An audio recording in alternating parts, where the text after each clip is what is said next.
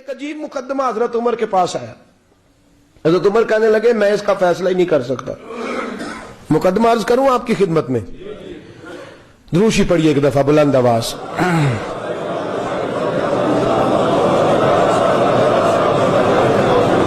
حضرت عمر فاروق رضی اللہ تعالیٰ عنہ کا زمانہ ہے تو کیس آیا. ایک شخص نے 4 ایکڑ زمین بیچی, دوسرے نے خریدی. جس نے بیچی وہ کسان نہیں تھا, کوئی اور کام کرتا تھا. اس نے کہا میرے پاس فارغ ہے, میں تو کاشتکاری نہیں کرتا, تو ایک کسان نے خرید لی. توجہ ہے میری بات پر؟ وہ کسان ہل چلا رہا تھا, پہلے دن ہل چلایا تو اس کھیت کے اندر سے خزانہ نکل آیا. کھیت سے خزانہ کس کا ہے یہ جی؟ بھائی جی سڑک لنگ جائے نا وہ آتا ہے اور میں دینی نہیں, تسی بیانہ واپس لو. اب تو سڑک گزر گئی, مجھے تو پتہ ہی اب چلا ہے کہ یہاں ہاؤسنگ سوسائٹی آنے والی, میں تو نہیں دیتا ہی, رکھ لے آپ. کیا نکل آیا؟ ہیرے جواہرات چاندی لال نکلا ہے. اب اٹھا کے نا وہ شخص نکلا ہے وہ رکھ لیتا, سنبھال لیتا, کیا ضرورت تھی؟ ویسے بھی لوگ تو پیسے بتاتے ہی نہیں کتنے. اٹھا کے نا وہ خزانہ تو جس نے بیچے تھے اس کے گھر چلا گیا. کہنے لگا میں نے زمین خریدی تھی, خزانہ نہیں خریدا تھا, تیرا ہے, تو لے لے, تیرا ہے, رکھ لے. وہ بھی صحابی رسول ہے. میرے نبی نے دنیا کی محبت کھینچ ڈالی ہے دلوں سے.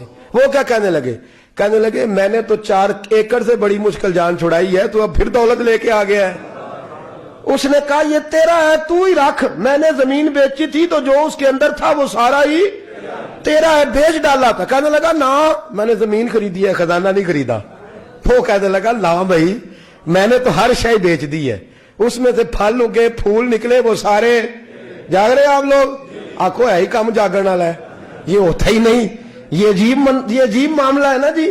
یہ فرشتے ہیں جو دنیا میں بستے تھے, یہ انسان تھے جن کو فرشتے بھی دروازے کھول کے دیکھتے تھے یہ کیسے انسان ہے. اب مقدمہ حضرت عمر کے پاس آ گیا. توجہ ہے میری بات پر؟ حضرت عمر فاروق کے پاس آیا.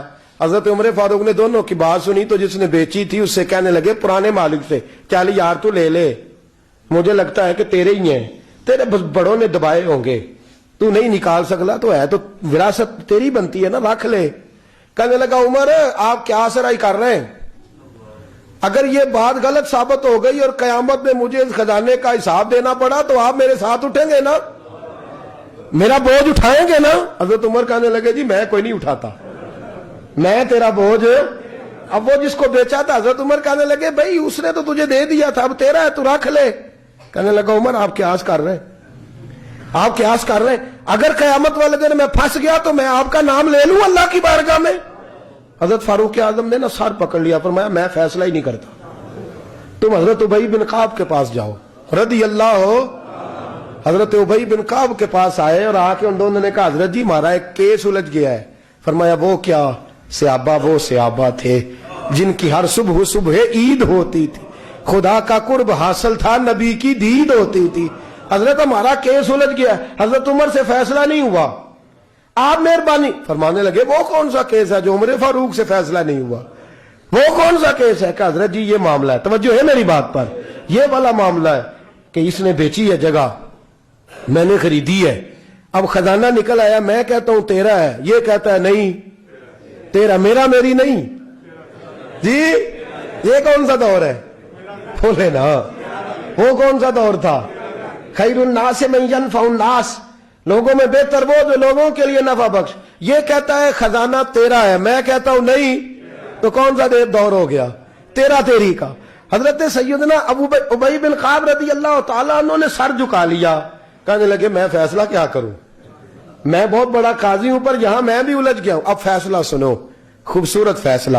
حضرت ابی بن کعب اس سے پوچھتے ہیں بیچنے والے سے تیرے بچے کتنے ہیں؟ کہنے لگا جوان بیٹا ہے. خریدنے والے سے کہتے ہیں تیرے کتنے بچے ہیں؟ اس نے کہا جوان بیٹی ہے.